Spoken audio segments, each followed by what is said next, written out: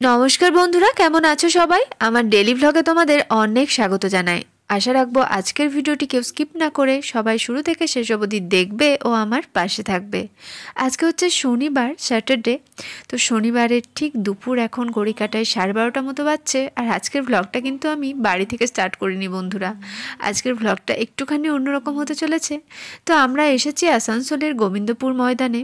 তো আমাদের আগামীকালকে বিশাল বড় একটা সৎসঙ্গ অনুষ্ঠান রয়েছে শ্রী শ্রী অনুকূল ঠাকুরের। তো তোমাদের বোধহয় আমি আগের কয়েকটা ভ্লগে বলেছিলাম যে আমাদের 22 তারিখ মানে 22শে ডিসেম্বর বিশাল সৎসঙ্গের অনুষ্ঠান রয়েছে। তো তাই জন্য আর কি আমরা আজকে এসেছি, মানে অনুষ্ঠানটা রয়েছে আগামীকাল। তো আজকেও অনুষ্ঠানই বলা যেতে পারে, কারণ আজকে দেখছি এতটা ভিড় ময়দানে এসে।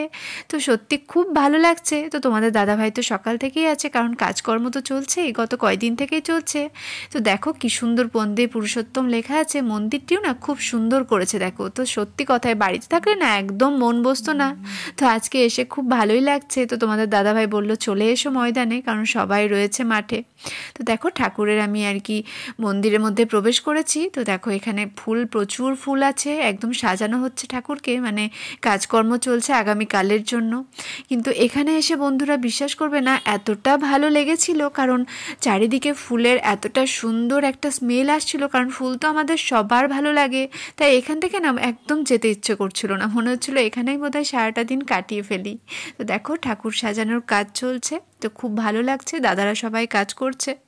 আর এদিকে দেখো সবাই খেতে বসে গেছে, কারণ ভান্ডারারও আয়োজন করা হয়েছে। আর কত মানুষ দেখেছো, মনে হচ্ছে আজকেই অনুষ্ঠান, তাই না?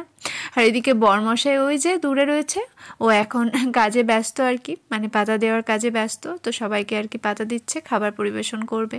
তো দেখো সবাই মিলে খাচ্ছে। এদিকে সবার সাথে খেতে বসার মজাটাও না আলাদা বন্ধুরা, সবার সাথে খেতে বসাও ভালো লাগে। তো আমি দেখো একটুখানি রান্নার দিকটাই এলাম তোমাদের সাথে, রান্নাটাও শেয়ার করবো বলে। তো দেখো এখন রান্না চলছে, এখন দাদারা সবাই মিলে রান্না করছে। তো দেখতে সত্যি ভালো লাগছে।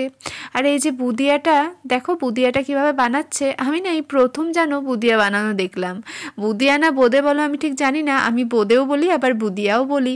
তো তোমরা কে কি বলো আমাকে কমেন্টে জানিও। তো তোমরা হয়তো হাসবে যে আমার এতদিন এত বড় হয়ে গেছে কিন্তু আমি বুদিয়া বানানো এখনও দেখিনি। সত্যি কিন্তু আমি এখনও পর্যন্ত বুদিয়া বানানো দেখিনি বন্ধুরা। তো আমি ফার্স্ট টাইমই দেখলাম, তো আমার খুব ভালো লেগেছিল।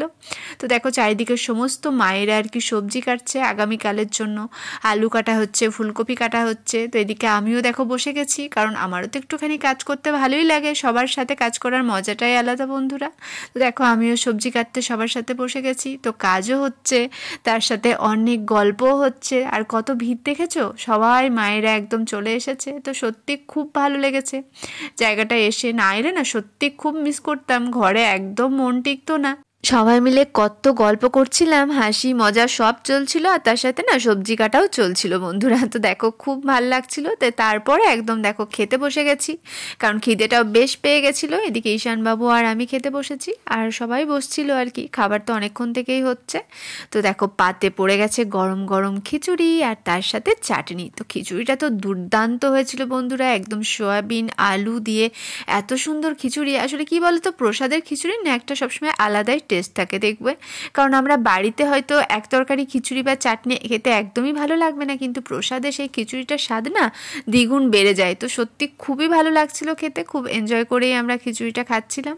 তো তারপরে দেখো এই জিনিসটা তোমাদের সাথে শেয়ার করি। তো খিচুড়িটা খাওয়ার পর যখন আমি পাতাটা ফেলতে এলাম, তো দেখলাম পাতাটা ফেলার কত সুন্দর সুব্যবস্থা দেখো, আর তার সাথে হাত ধোয়ারও কত সুন্দর সুব্যবস্থা, একদম গোল করে একদম পুরো একদম ট্যাপ লাগানো। তো সত্যি আমার কাছে না এটা একদম নতুনত্ব লেগেছিল বন্ধুরা, এই জিনিসটা না আমি কোথাও দেখিনি।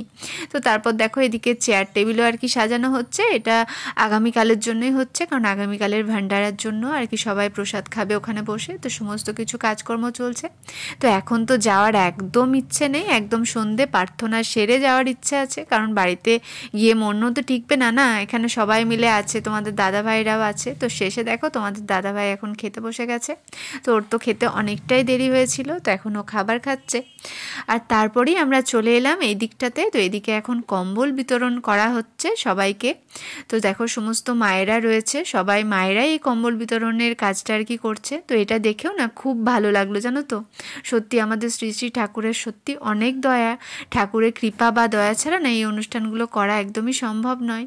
আর আগামীকাল অনুষ্ঠান না একদমই সত্যি কথা মনে হচ্ছিল না, কারণ এত মানুষের দেখো ভিড়, মনে হচ্ছে আজকেই অনুষ্ঠান শুরু হয়ে গেছে। তো দেখো সন্ধেবেলায় আমরা প্রার্থনা শেষে তো সবাই মিলে এখানে বসে আছি আর কি, মানে দাঁড়িয়ে আছি। তো এবার বাড়ির পথে এগোবো, কারণ ঠান্ডাও একটুখানি লাগছে আর কি, যেহেতু সন্ধেবেলার দিকটা ঠান্ডাটা তো একটু লাগে। তো যাই হোক, তোমাদের সাথে এত সুন্দর একটা দিন বা সন্ধে শেয়ার করতে পেরে আমার সত্যি খুব ভালো লাগলো বন্ধুরা। আশা রাখবো তোমাদেরও এই ভিডিওটি খুব ভালো লাগবে। আর ভিডিওটি ভালো লাগলে অবশ্যই একটি লাইক দিয়ে যেও, তার সাথে কমেন্ট শেয়ার অবশ্যই করো। আর আগামীকালের জন্য তো অবশ্যই একটা বড় চমক ভিডিও তোমাদের সাথে শেয়ার করবই রয়েছে। তো যাই হোক, চলো সবাই ভালো থেকো, সুস্থ থেকো, আর অবশ্যই তোমাদের রশনিদির পাশে থেকো।